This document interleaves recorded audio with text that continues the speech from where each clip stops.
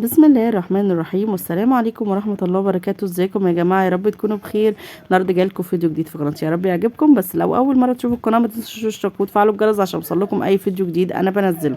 النهارده هنعمل فيديو حلو جدا مع بعض، هنعمل غدا عند حماتي ونعمل فطار حلو كده في بيتنا. بس ما تنسونيش بقى باللايك الحلو بتاعكم، ويا ريت تصلوا على النبي في الكومنتات عليه افضل الصلاة والسلام عشان ناخد الاجر والثواب مع بعض. هنعمل مع بعض فطار كده لذيذ وحلو، ونعمل غدا كده عند حماتي. يا رب يعجبكم اليوم. بس ما تنسوش بقى زي ما قلت لكم اللايك. قطع لنا بقى شويه بطاطس كده، على نعمل شويه بيض بقى جميل كده، على شويه لانشون، على شويه جبنه، على كوبايتين زبادي للاطفال كده عشان يقووا عظمهم. يعني هنظبط لنا كده فطار حلو ان شاء الله يعجبكم.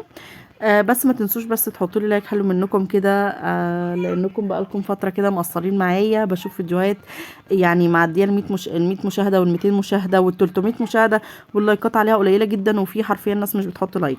بس ما تنسنيش بقى باللايك الحلو منك عشان نعمل فيديو حلو. يعني هنقلي بقى النهارده شويه بطاطس كده، ونعمل مقليه بيض حلوه كده، ونعمل جبنه ولانشون. يعني هنظبط نفسنا كده شويه فطار حلوين، بما ان احنا كده كده متبلطجين وهنتغدى بره، فنصرف بقى في الفطار. عندنا طبعا البطاطس والبيض، كرتونة البيض دي طبعا لازما ولابد في البيت دايما، بالذات في المدارس، او لو عندك اطفال بيحبوا البيض زي اولادي كده لازم تكون متواجدة معانا. احنا هنعمل مع بعض بقى شوية بيض كده، كده مفتفت حلو كده، ونعمل كمان طاسة بطاطس، ونحط كده شوية لانشون وشوية بيض، ونحط كده كوبايتين زبادي او كوبايتين لبن للاولاد حسب ما انت تحبي يعني. المهم ما تنسوش الصلاة على النبي في الكومنتات، عشان ده بيخليني كده مرتاحة نفسيا كده، بحس ان انا باخد ثواب واجر معاكم كبير، وبناخد كلنا مع بعض اجر وثواب يعني. وحشتوني، ومعلش انا مقصرة معاكم شوية. المفروض ان الميزانيه بتاعتي تبقى تنزل وكده، يعني ان شاء الله هتنزل قريب يعني باذن الله. لسه الصراحه والله ما خدت مصروف البيت. زي ما قلت لكم انا زوجي صنايعي، ساعات بيبقى معاه فلوس، ساعات بيتاخر عليا شويه، ساعات مش بيبقى ملتزم قوي. بس الحمد لله طبعا بيديني ربنا يبارك لي في عمره ويخليه لي يعني.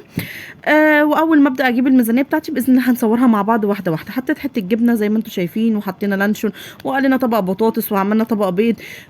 وعملنا كمان كده كوبايتين زبادي للاولاد عشان بيحبوها جدا، فقلت برضو عشان لو مرضوش يفطروا معانا الفطار ده ياكلوا كوبايتين الزبادي، يعني جسمهم يستفيد بيهم على الصبح يعني. ما تنسوش بقى تحطوا لايك، لان انتم مقصرين جدا في اللايكات. والله لازم ساعات بشوف الفيديو يعني معدي ال 200 مشاهده ومش عارفه ايه، بس مع ذلك مش بتحطوا لايكات خالص، مش عارفه ليه. فخليكم جدعين كده يعني بقى، وحطوا لي لايك. فانتوا عارفين ان انا محتاجه ان القناه تكبر شويه وتتشاف، ربنا يبارك لي فيكم. ومش هتتشاف وتتبارك يعني تتشاف وربنا يبارك لي فيها غير بمجهودكم انتوا معايا.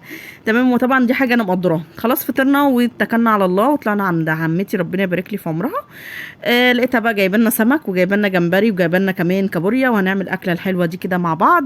وطبعا انتوا شايفين بكل التفاصيل الحلوه معايا. فزي ما اوريكم كنت بنضف اهوت الجمبري بالشكل دوت، وهبدا بقى ان انا انضفه كله. ما شاء الله جايبه جمبري كبير مش صغير. هي الصراحه ساعات بتحب كده تعزمنا على اكله كده تكون حلوه كده وجميله. ساعات تعزمنا بقى على محشي، وساعات تعزمنا على جمبري وسمك وكابوريا زي ما انتم شايفين، ساعات تعمل لنا بمبار وكرشه. يعني بتحب تحزمنا على العزمات اللي هي ايه، الحرشه شويه دي. ربنا طبعا يخليها لنا ويدينا طولة العمر ليها، ويبارك لها في عمرها يا رب اللهم امين. طبعا زي ما انتم شايفين السمك نضفته، والسمكه الكبيره قطعتها نصين افضل، وضمان سواها بيبقى كده افضل بكتير يعني.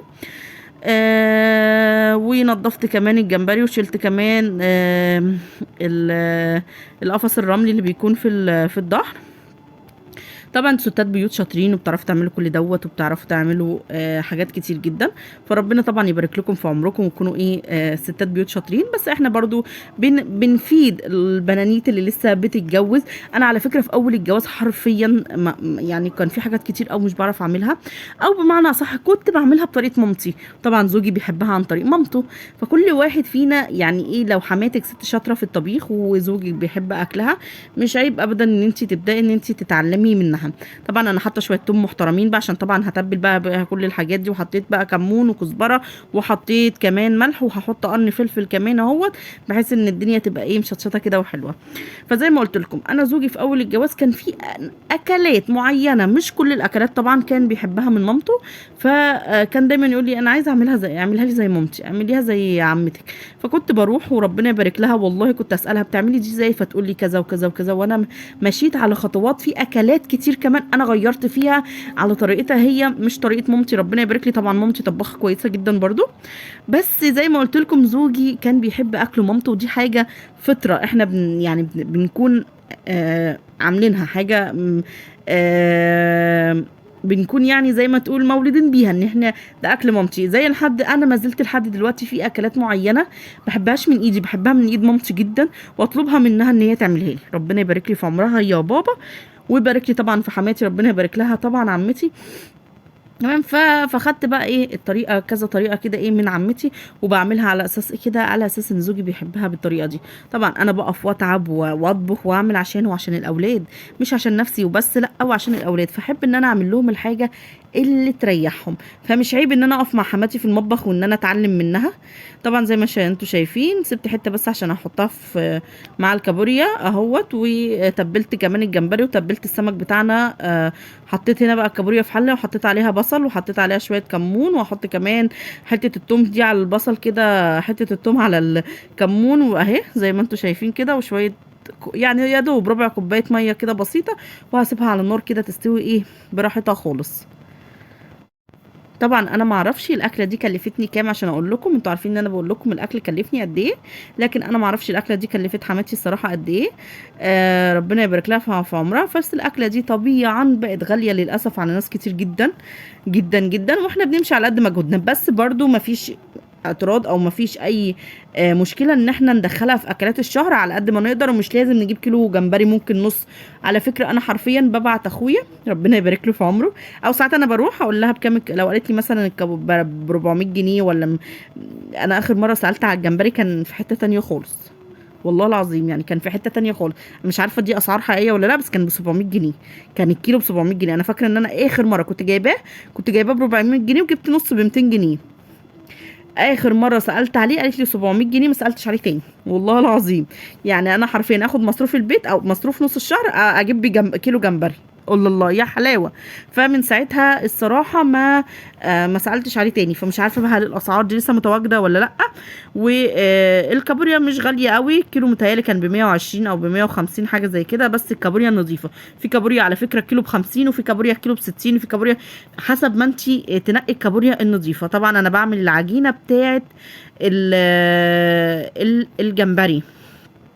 بيبقى شويه دقيق مع شويه كمون كده وشويه ملح وخلاص على كده، وتعمليهم عجينه وتنزلي فيهم الجمبري عشان نقليه. طبعا انا بوريكم التفاصيل، وده من مطبخ حماتي، يعني ده برعايه مطبخ حماتي. ربنا يا رب يبارك لنا ايه في عمرها. هي حبت تعزمنا وساعات تلمنا كلنا كده مره واحده وتعمل لنا عزومه، بس هي كانت في اليوم ده جايباني انا وبس، انا وزوجي. ربنا يبارك لها، لان هي بتعزيني انا شويه يعني كتار. طبعا هي بتعزينا كلنا بس انا شويه كتار شويه لان انا زي ما قلت لكم يعني انا اللي معشاها من وهي اخت زوجي توفت الله يرحمها. وسابت مريم ومكة صغننين خالص 6 شهور وسنة. اتعودت ان انا اروح واقعد معاها واربي معاها لحد ما العيال ما شاء الله الله اكبر اللهم صل على النبي ربنا يبارك لي في عمرهم، ودول اولادي الكبار. مريم دلوقتي في 3 ومكة في 2، فربنا يبارك لي في عمرهم طبعا. فاتعودنا على بعض زي ما تقولوا بقينا صحاب، يعني ما مش حما ومرات ابنها لا، وهي كمان اساسا اخت بابا، يعني هي عمتي. فبقيناش كمان عمه وبنت اخوها لا، بقينا صحاب، تحكي لي واحكي لها ونحكي مشاكل بعض، فبقينا اصحاب. فعشان كده دايما لما بتجيب اكله حلوه كده تقول لي تعالي يا ام يا ام هاجر نتغدى ايه سوا مع بعض. تمام. هي بتقولي طبعا يا ام عبد الرحمن، بس بما ان انا كاتبه القناه باسم، انا كنت حابه قوي ان انا اعملها ام عبد الرحمن، بس لقيت الاسم هيبقى كبير قوي فخليتها ام هاجر. طبعا هاجر وعبد الرحمن ولادي ربنا يبارك لي في عمرهم، المعزه واحده. طبعا انا بقى الجمبري هو طلعته من العجينه على الدقيق العادي وبنزل بيه في الزيت زي ما انتم شايفينه. بصوا ما شاء الله الله اكبر، الحجم بتاعه حلو ازاي وجميل. حرفيا انا سالت على الحجم دوت من حوالي شهر او اكتر، كان ب 700 جنيه الكيلو، والله العظيم ما سالت عليه تاني، والله ما سالت عليه تاني، وجالي اكتئاب وحاله نفسيه من اللي بيحصل. فجبت اللي هو الصغنن خالص ده، انا قليته معاكم قبل كده في الفيديو قبل كده، فروحوا شوفوه. جبته كان الكيلو ب 200 جنيه، والله جبت كيلو يعني جبت كيلو قلت حلو نعمه. وكان جمبري طعم جمبري برضو والله يا جماعه، بس هو بس بياخد وقت ومجهود في التنظيف، بياخد وقت ومجهود في القلي.